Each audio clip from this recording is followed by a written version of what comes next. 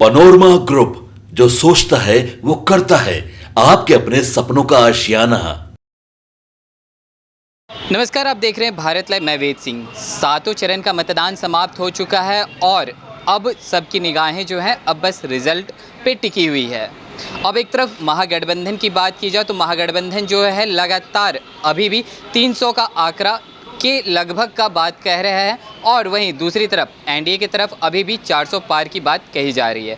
वहीं महागठबंधन की तरफ से अब एग्जिट पोल पर भी सवालें उठ गई हैं। उनकी तरफ से कहा जा रहा है कि एग्जिट पोल के द्वारा लोगों को भरमाया जा रहा है। ऐसा कुछ नहीं है। 4 तारीख के बाद जब रिज़ल्ट आएगी तो उनकी सरकार बन रही है। लेकिन वहीं दूसरी तरफ एक तरफ एनडीए की तरफ से कहा जा रहा है कि नहीं, अभी उनकी सरकार बन रही है। तो आखिरकार किनकी सरकार बन रही है, इन्हीं सब तमाम मुद्दों पे बातें करने के लिए अभी हमारे साथ मौजूद है प्रभात मालाकार, बीजेपी के प्रवक्ता हैं। तो चलिए चलकर उनसे बातें करते हैं। बस 4 जून में 24 घंटे भी नहीं रह गए हैं पूरे एग्जिट पोल में, तो इस बार एनडीए बढ़त में है। क्या कहना है आपका? ये तो पूरा देश देख रहा है और जो अभी एग्जिट पोल आया है वो बहुत जल्दी एग्जैक्ट पोल में बदलने वाला है और निश्चित तौर पर हम बिहार की सभी 40 की 40 सीट जीतकर 4 जून को 400 पार होंगे।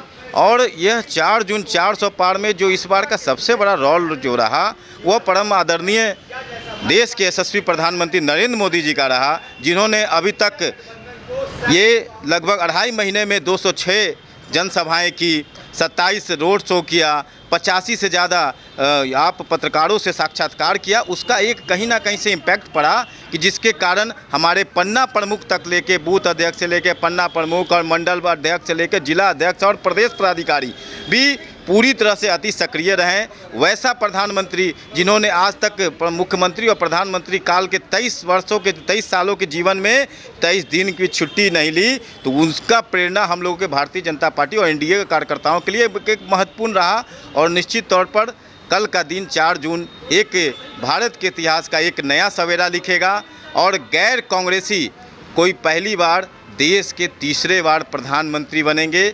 हम लोग इसको हम पहले भी बता चुके हैं, हमारे नेताओं ने भी बता चुका है कि हम लोग शांति के प्रतीक हैं। हम लोग इसको जीत को भारत की जनता का आशीर्वाद समझेंगे, ना ही कोई वैसा कोई कृत्य होगा, कोई कार्य होगा जो अति उत्साह दिखेगा। हम लोगों ने भारत की जनता ने जो मैंडेट दिया है, जो आशीर्वाद दिया है, उसको भारत कैसे विकसित हो, भारत 11वीं व्यवस्था से आज 5वीं अर्थव्यवस्था पे आया और तीसरी अर्थव्यवस्था पे पहुँचे, वैसे यशस्वी प्रधानमंत्री हमारे लिए काम कर रहे हैं। तो एक अति उत्साह हम लोग में। अच्छा, एक तरफ से महागठबंधन की तरफ से तेजस्वी यादव 251 जनसभाएं की हैं, कितना फर्क पड़ रहा है उसका? देख, कोई मतलब ही नहीं है। लालू यादव जी के सुपुत्र को यह भी बताना चाहिए कि 106 नरसंहार, उसका भी उनको सभाएं करनी चाहिए।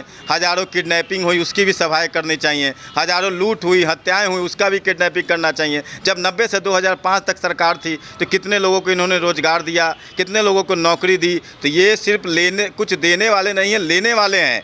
ये लालू परिवार आज तक के इतिहास में आप बताइए कि एक परिवार का 8-8 लोग सदन पहुंचा हो। लालू यादव, राबड़ी देवी, मीसा भारती, तेजस्वी यादव, तेज प्रताप, सुभाष यादव। तो कहीं ना कहीं से ये परिवार के ऊपर ये लोग जाने वाले नहीं हैं। इनका मॉल कैसे खड़ा हो, इनका ज़मीन कैसे बने, इनका संपत्ति कैसे, अकूट संपत्ति कैसे अर्जे। तो ये तो पहले बताया कि तेजस्वी यादव 1.5 साल की उम्र में अरबपति कैसे बन गए। तो बिहार की जनता यह भूलने वाली नहीं है। पुनः जंगल राज में बिहार जाने वाला नहीं है। कोई फैक्टर ही नहीं है। आज जिनको उन्होंने पीर ज़्यादा कहा, वो जल पीकर, नारियल पानी पीकर वो सभाएं कर रहे हैं और इनको कहीं ना कहीं से मछली का कांटा पेट में गड़ गया और नाड़ में, इनके कमर में इनके बेल्ट लग गया। तो यह है युवा, 34 साल के युवा और 74 साल के युवा कौन है, ये तो देश देख रहा है। वहीं कांग्रेस के राज्यसभा सांसद अखिलेश प्रसाद सिंह जी का कहना है कि कांग्रेस जो है बिहार में 9 में से 7 सीटें जीत रही है। अरे कांग्रेस बिहार में है क्या? ये तो लालू यादव के चरणों में कांग्रेस है।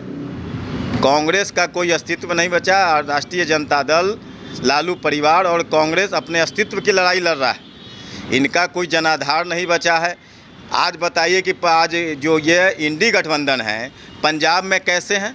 आम आदमी पार्टी अलग लड़ रही है, कांग्रेस अलग लड़ रही है। उत्तराखंड में कांग्रेस के प्रत्याशी के खिलाफ निर्दलीयों को ये लोग जो है सपोर्ट कर रहे हैं। आज पूर्णिया का सीट देखिए, खुद तेजस्वी यादव जाके एनडीए को जिताने की अपील करते थे, कहीं इनमें कोई। आज देखिए कि आज इंडी गठबंधन की जो बैठक हुई 2 दिन पहले, उससे ममता बनर्जी ने किनारा कर लिया।